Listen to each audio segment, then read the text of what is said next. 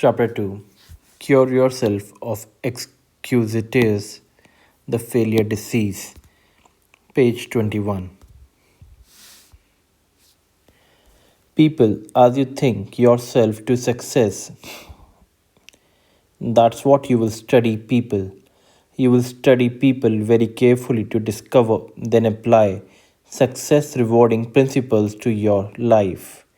And you want to begin right away.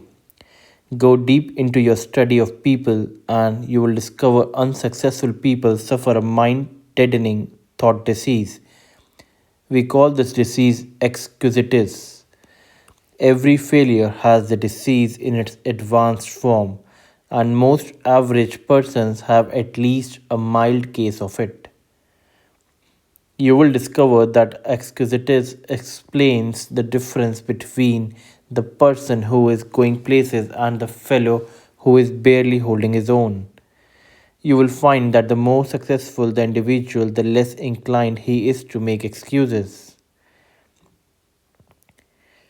But the fellow who has gone nowhere and has no plans for getting anywhere always has a book full of reasons to explain why. Persons with mediocre accomplishments are quick to explain why they have not, why they don't, why they can't, and why they aren't.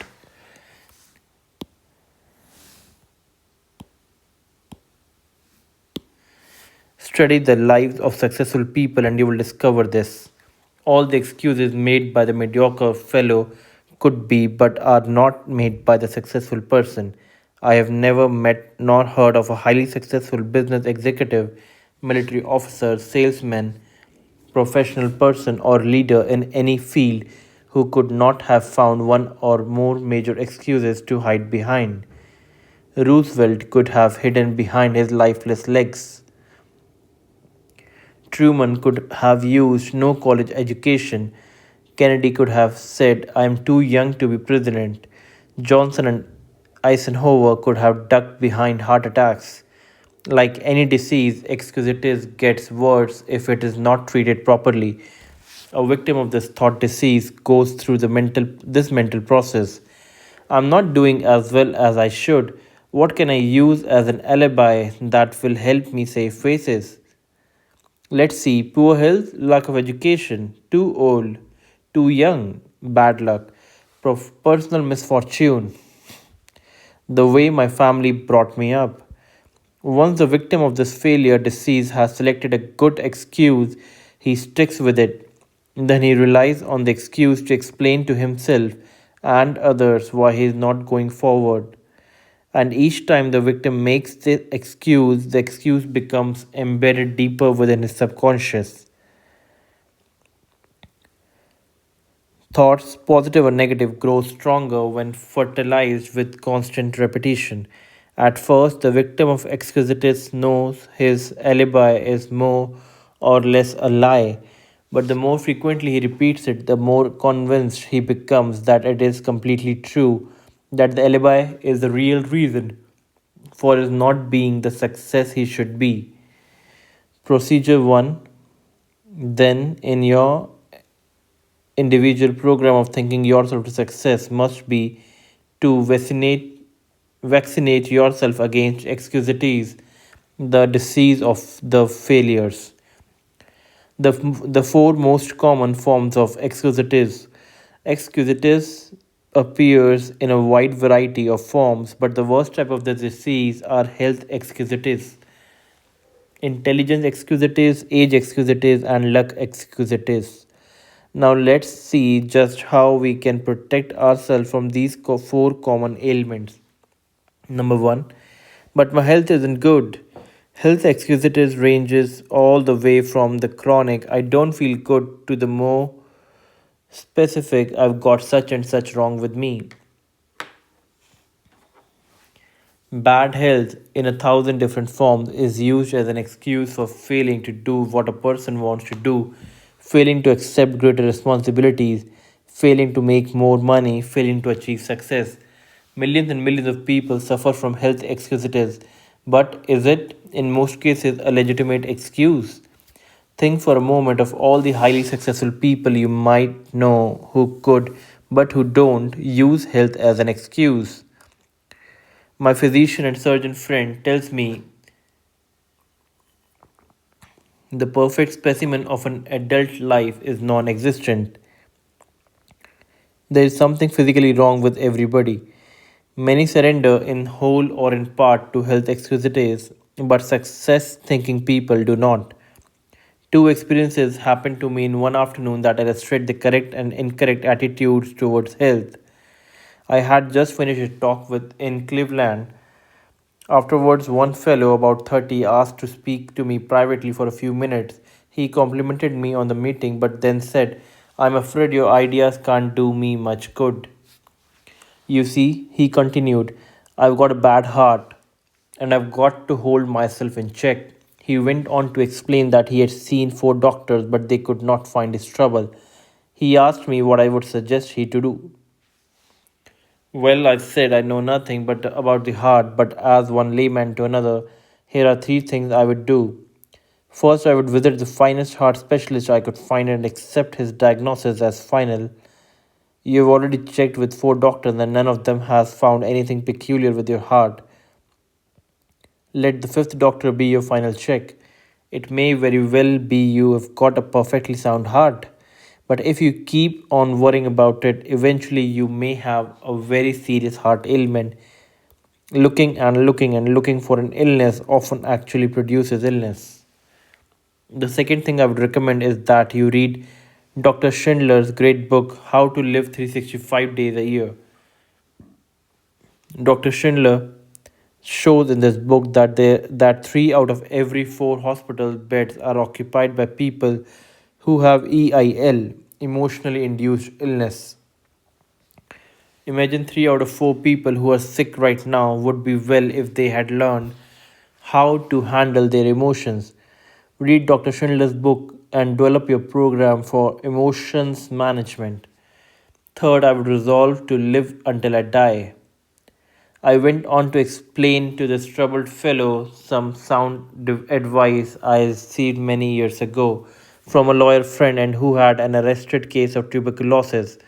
This friend knew he would have to live a regulated life, his but this has not stopped him from practicing law, rearing a fine family, and really enjoying life. My friend who now is 78 years old, expresses his philosophy in these words. I'm going to live until I die, and I'm not going to get life and death confused. While I am on this earth,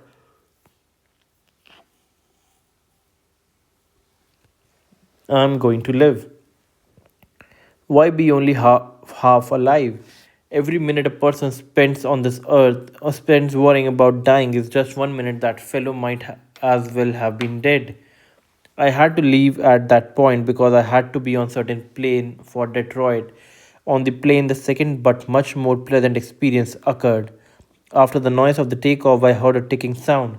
Rather startled, I glanced at the fellow sitting beside me, for the sound seemed to be coming from him. He smiled a big smile and said, Oh, it's not a bomb, it's just my heart. I was obviously surprised, so he proceeded to tell me what had happened. Just 21 days before, he had undergone an operation that involved putting a plastic valve into his heart. The ticking sound, he explained, would continue for several months until new tissue had grown over the artificial valve. I asked him what he was going to do. Oh, he said, I've got big plans. I'm going to study law when I get back to Minnesota. Someday I hope to be in government work. The doctors tell me I must take it easy for a few months, but after that I'll be like new. There you have two ways of meeting health problems. The first fellow, not even sure he had anything organically wrong with him, was worried, depressed, on the road to defeat, wanting someday somebody to second his motion that he could not go forward. The second individual, after undergoing one of the most difficult of operations, was optimistic, eager to do something. The difference lay in how they thought towards health. I've had some very direct experience with health executives.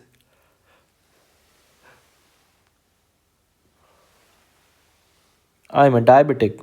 Right after I discovered I had this ailment about 5,000 hypodermics ago, I was warned. Diabetes is a physical condition, but the biggest damage results from having a negative attitude towards it. Worrying about it, and you may have real trouble. Naturally, since the discovery of my own diabetes, I've gotten to know a great many other diabetics. Let me tell you about two extreme. One fellow who has a very mild case belongs to that fraternity of the living dead, obsessed with fear of the weather. He is usually ridiculously bundled up. He is afraid of infection, so he shuns anybody who has the slightest sniffle. He is afraid of overexertion, so he does almost nothing. He spends most of his mental energy worrying about what might happen. He bores other people telling them how awful his problem really is. His real ailment is not diabetes. Rather, he is a victim of health excuses. He has pitied himself into being an invalid. The other extreme is is a division manager for a large publishing company. He has he has a severe case. He takes about 30 times as much insulin as the fellow mentioned above, but he is not living to be sick. He is living to enjoy his work and have fun. One day he said to me, "Sure, it is an inconvenience, but so is shaving. But I am not going to think myself to bed. When I take those shots, I just praise the guys who discovered insulin." A good friend of mine, a widely known college educator, came home from Europe in 1945 minus one arm. Despite his handicap, John is always smiling, always helping others. He's about as optimistic as anyone I know. One day he and I had a long talk about his handicap.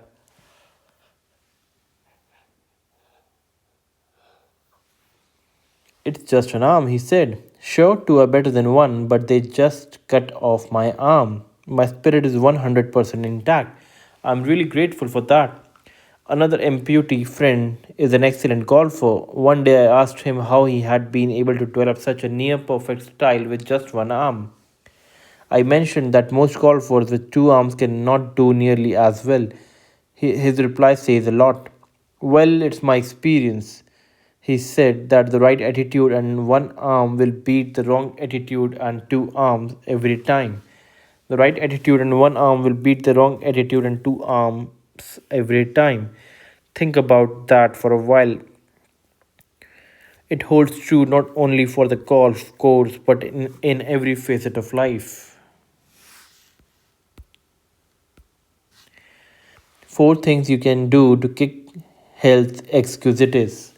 The best vaccine against health excusitis consists of these four doses. Number one, refuse to talk about your health. The more you talk about an ailment, even the common cold, the worse it seems to get. Talking about bad health is like putting fertilizer on weeds. Besides, talking about your health is a bad habit. It bores people. It makes one appear self centered and old maidish. Success minded people defeat the natural tendency to talk about their bad health. One may, and let me emphasize the word may, get a little sympathy, but one does not get respect and loyalty by being a chronic complainer. Number two, refuse to worry about your health.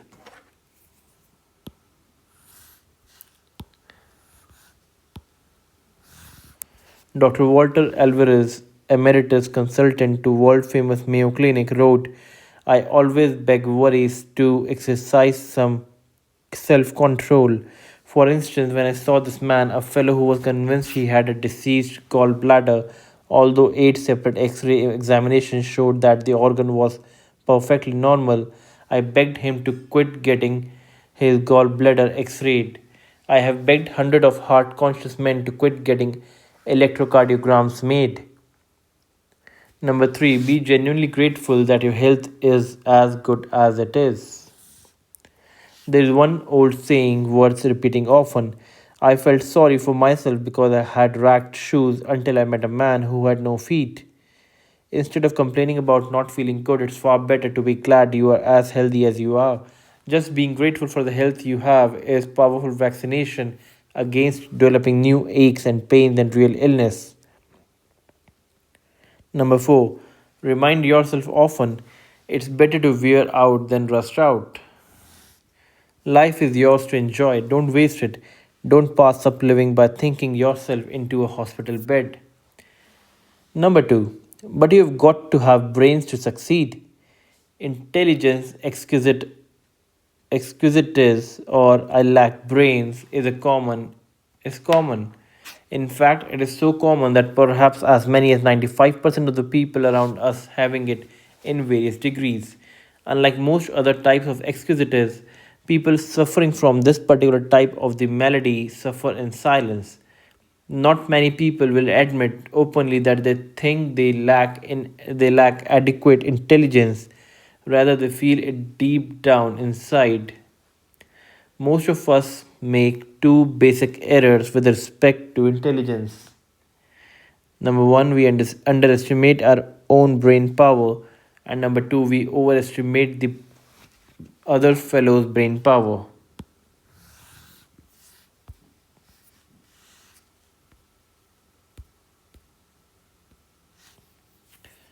Because of these errors, many people sell themselves short. They fail to tackle challenging situations because it takes a brain, but along comes the fellow who is not concerned about intelligence and he gets a job. What really matters is not how much intelligence you have, but how you use what you do have.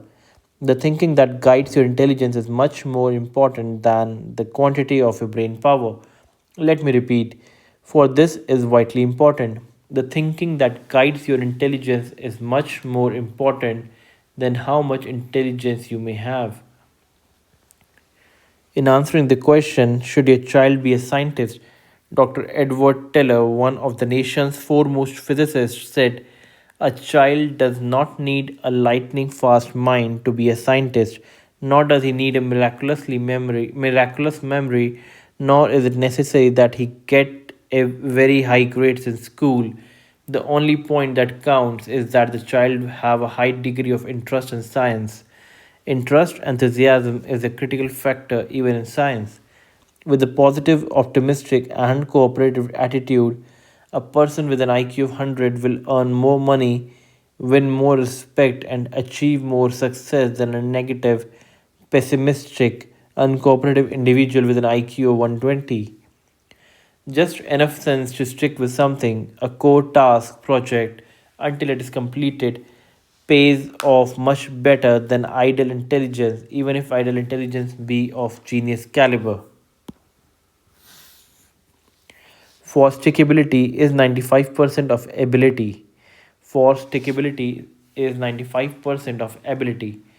At a homecoming celebration last year, I met a college friend whom I had not seen for 10 years. Chuck was a very bright student and was graduated with honors. His goal when I saw him was to own his own business in western Nebraska. I asked Chuck what kind of business he finally established. Well, he confessed, I didn't go into business for myself. I wouldn't have said this to anyone 5 years ago or even 1 year ago, but now I'm ready to talk about it. As I look back at my college education now, I see that I became an expert in way a business idea won't work out. I learned every conceivable pitfall, every reason why a small business will fail.